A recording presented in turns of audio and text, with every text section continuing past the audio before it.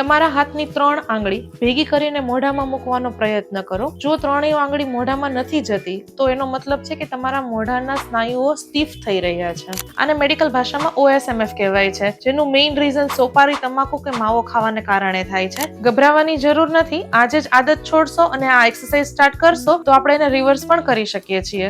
First છે ઓ stretch exercise. મોઢું પૂરેપૂરું ઓ આકારમાં ખોલો, 5 સેકન્ડ માટે હોલ્ડ કરો અને પછી ધીમે ધીમે બંધ કરો. આવું 10 વાર કરવાનું છે. Second, side to side movement. તમારા જડબાને પહેલા ડાબી બાજુ, પછી ત્યાંથી જમણી બાજુ, એમ ધીમે ધીમે બંને બાજુ મૂવમેન્ટ કરાવો.